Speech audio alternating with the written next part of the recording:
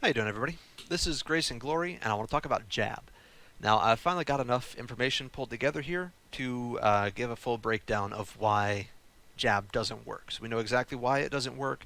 I'm going to show how it can be fixed, and maybe more importantly, how to use it in the meantime to try to minimize the risk of it just not working and putting you in a bad spot. So let's take a look at the jab itself. So here's jab 1, here's jab 2. So jab 1 has these 3 hitboxes. This one pushes out, this one pushes out, this one pulls in. And that's how they're indexed also. So 1, 2, 3 in order of priority. So if these two overlap, which is pretty much the crux of this whole issue, when these two overlap and both of them touch the opponent, they get pushed away. They don't get pulled in. And then jab 2, this is just a really bad hitbox placement. This one here is just a bad location for this hitbox. It should be kind of more like down here, around, like surrounding his fist as the center. If his fist was the center of this hitbox, it'd be great. And even with the issues with them pushing away with jab 1, if jab 2 had this hitbox in a better location, it would actually work anyway, and that would be pretty nice. So here's a great example here. So this clip against this cloud, right? VLC is trying to argue with me. There we go. Okay, so catch him up on this platform, make the right call, get the jab. It doesn't happen, I die. So take a look at what actually happened here. If VLC will cooperate for once, right? So I jab him with the good spacing, right? So this should have been, tipper jab, pulls him in, jab 2, jab 3, game over. That's the game. But no, because of Cloud's shield drop animation, which everybody knows offhand, right? His shield drop animation caused this hitbox to activate instead of this hitbox. Because this one has a higher priority than this one, it will always override it, and his little sticky arm out means that he gets pushed away instead of pulled in, and nothing happens, and that, oh my god. Now, bear with me a little bit. I've been looking at these clips all day trying to get this video organized, so I have no patience right now, and I'm a little irritable, so sorry about that. Let's just take a look at a few more. Alright, so Diddy running directly into the fist, running straight into jab, face first, optimal counterplay. Now in this case, he got hit by clearly the inner hit, because he's right overlapping with Falcon, right? So this is the shoulder hitbox, and he's definitely going to get pushed away. But jab 2 is so small that it does not matter.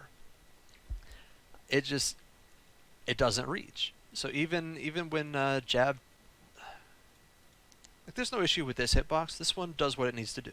This one does what it needs to do whenever it's allowed to. It's this one. If you actually just cut this out of the game completely, jab works all of a sudden. It's great. But just jab 2 is so small that it can't account for the way that jab 1 positions the opponent. There's no way to control this because you need to have jab 1 already over with by the time jab 2 rolls out. So just make this bigger, and just take this, kind of relocate it around here, centering it on his fist, and that's about it. Now, ideally, we would also have the tipper of jab 2 pull inwards. This would be ideal.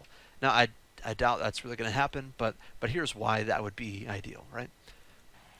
In situations like this, these aren't as common, but you do get them, right?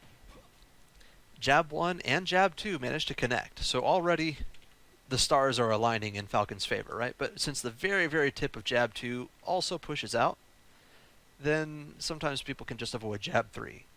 And that happens in situations like this here. Now, I know it's on Lilat, but that doesn't really affect the end of this clip here. So I get him with at the end of the game, right? The jab 1, 2, 3, and that should have done it. But no, he falls out of that, and, happens. But since jab 2, come on VLC, work with me. Yeah. Since jab 2 also pushes out, that was it's just crummy. Just crummy placement all around with that. But this is a real shame because this situation kind of mimics another common scenario. If you keep somebody at the ledge, jab is a really good kill option at high percent. So like 135-ish, I'm gonna start. Well, yeah, oh, perfect, right? I'm gonna start looking for jab because that'll kill at the ledge. At high percent, that's pretty rare for Falcon because he actually gets arthritis pretty bad around like the 120 plus mark. He really struggles to kill. So jab at the ledge is one of his best high percent kill options. F tilt does not kill. Down tilt can, but it's a pretty slow move, and it's not. You don't really want to just toss it out in neutral. But really, short of just like a stray back air, Falcon can't kill at high percents. His throws don't kill. Maybe back throw, but you know. So a common scenario, right, is if they're at the ledge and they do a ledge jump. If Falcon stands at the ledge and holds jab, it actually catches ledge jump, and hopefully that will kill them. And that's a really good call out. That's a very smart play by whoever the Falcon is. That's the correct move, right? You read them with a move that should kill, but because the way that jab pushes people out too far, it doesn't work. Oh, the reason why it pushes out too far is because they decided for whatever reason that jab is no longer a fixed knockback move. Jab is actually it scales with hit stun. So get a load of this, right? All right. So here's just jab, right? Pretty little baby jab. That's fine. Yeah, it scales with knockback. I don't understand why they decided that, hey, this move whose only purpose is to link into another jab, how about we just... There's no point for this. There's no reason the jab should be anything but fixed knockback. So at high percents, when it needs to kill, then that's exactly when it stops working. It's terrible. There's no point for that. It doesn't make sense. So taking a look at a few more clips here, you see this situation a lot. At high percent, you just need to get that one hit in, and they fall out because it's a high percent thing, and jab scales with percent. There's no reason. Jab depresses me to no end. This is like the 4th take on this video, and I've looked at these clips all, and I've just I'm losing my patience. I apologize. Now, here's another good high percent example, right? So last stock, but it just doesn't work. Yeah, there's other things that you could do. For example, jab, like dropping shield and then doing jab is frame 14, which is the same as up B. So I could have just up B'd him here. Yeah, that's true. But also I wasn't sure if I had the actual frame advantage for it, or if maybe he was going to try to do like a tomahawk or something. So I just wasn't really committing to it at that point. And I just wanted to do a jab as like a non-committal. I could just, I could cut it off if I see that... I just didn't want to commit to like a full up B in that situation. I'm at high percent as well, but it just doesn't work. So it's difficult to deal with moves that just don't work. It really is.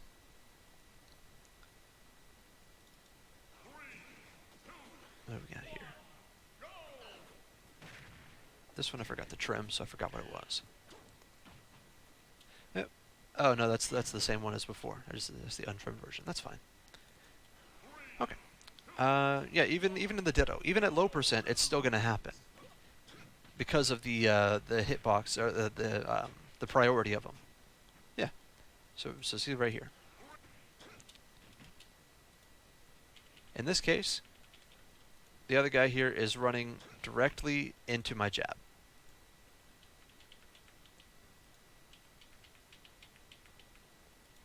VLC, I swear, if you don't just chill. There.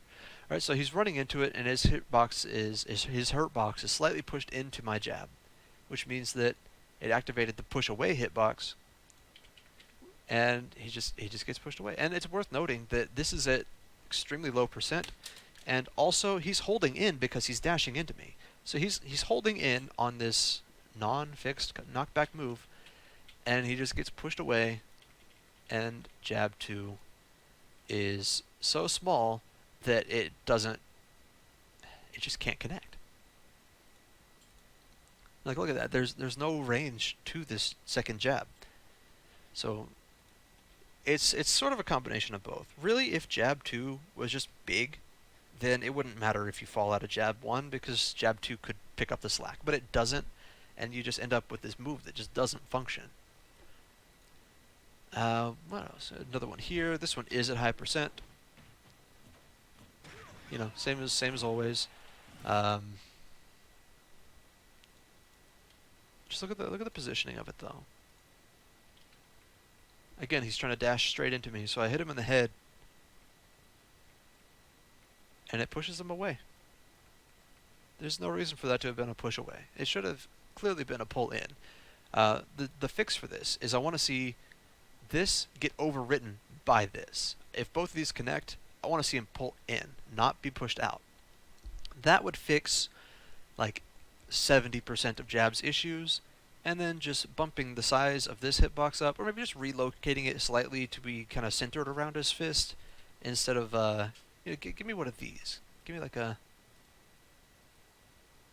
Like same size, but centered on his fist. This is a great move, and all of a sudden it works. And I kind of want to see this pull in just to avoid missing jab 3 if it does get more range.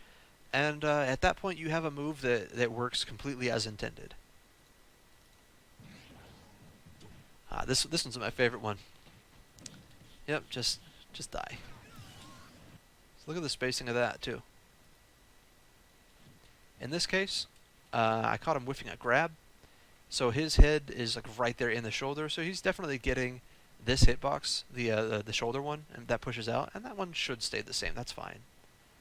Maybe not push out quite as far, but again, that's a fixed knockback issue. It doesn't have fixed knockback, so it makes it useless as a late percent kill option, which is what it's best for. And then jab 2 has no chance of connecting at that range. Even if you buffed the hitbox of it, it wouldn't work. Like, the move just doesn't function, and it's a real shame. So the other big point that I want to address here is, so we've addressed that it doesn't work because it scales with more percent. It's not fixed knockback. We've addressed that the hitboxes overlap each other in a bad way, and it overrides the wrong one. And jab 2 is just small. Now, in a more practical setting, this I think is the worst tragedy of jab, given all the issues it has. I think this one is still like the most. This one stings the worst, right? So take a look at this, right? A parry into jab, but the jab doesn't work. Now parry gives whoever did the parry 3 frames of advantage, and with 3 frames, jab is all Falcon has.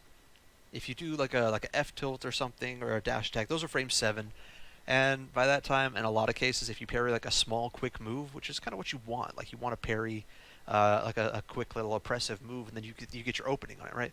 But frame 7 isn't great for that, and you just kind of don't get your opening off of a parry. So in this case, right, I jab Marth after parrying his down tilt. Down tilt on Marth, for example, is one of those moves that really shifts your hurtbox forward. Let me see if I can rewind it a little bit to where he's actually standing. Right, so he's right here. He's kind of standing in this vicinity. VLC is causing problems. So look at the distance that he travels when he does come back up. So right now, his origin of his model is centered around here, where his foot is. This is where Marth technically is, according to the game. This is where his model is located. The rest of this is just hitbox placement due to his animation.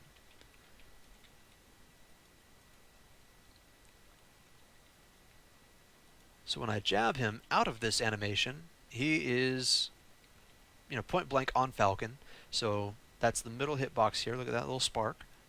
So he's hitting this guy right here, which is a push out. So out of parry, hit this, push out, which reverts him back to his model origin point, changes him to his damage taking animation instead of his down tilt animation. But he still gets the push away from the inner hitbox from where he used to be. And he just gets pushed away, and jab 2 does not connect. And the worst part is he's even doing the finger circle at me. So if jab 2 was bigger, right, even that issue would have been fine. Even though like the parry hitbox placement is a problem, if this was a little bit bigger, it still would have hit Marth, and then I might have still been able to win neutral off that exchange. But the fact is, you just don't get a reward for parry as Falcon, and that's a huge tragedy. Because the best use for parry, objectively, is if you catch a very quick, otherwise difficult to punish move, like a jab or like a easy F tilt or Marth's down tilt, a good poking move. That's the best, ideal, textbook good time to use a parry, because then you get your little opening and you can get a play in and you can play the game. That's the correct use for it. I'm going to switch back over to the switch here. I'm going to show you something. So against Pichu, controllers are in the wrong order. Alright, so against Pichu, right? This is just a really good example. There's countless other ones. I tried to compile this, but there's no way to really reliably do this because it's all about hurtbox shifting. Take a look at his jab, right? Pichu is still at 0, at his origin. But when he jabs, he scoots his head forward to do his little jab, right? Pretty straightforward stuff. So if I'm to stand like right here within his jab range, if I happen to, again I'm using 2 controllers at once, so I'm no Sakurai, so I'm just going to do this, right? So I parry this. Good. I have parried a difficult to punish move, and now I get my punish. I do not get my punish because the positioning of Pichu at that time is activating the inward hitbox, activating the push away, even though what he gets pushed away from. Ooh, yeah, let me turn on trajectory here, because a neat thing about the trajectory is it comes from their model's origin, right? So if you look, the trajectory point is coming from the exact place where Pichu was standing. That's his model's like 0 origin point. So I'm going to turn that on here and do the same setup.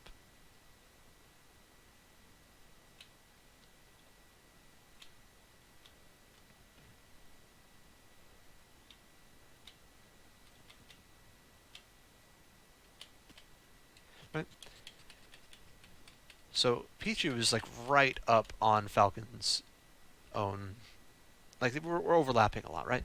But look where the hit actually takes effect is from his origin position at 0-0. So you can see the little like right by his little foot there. You can see that is where the knockback is originating from. So that's the position he moves away from. I forgot to do the second jab.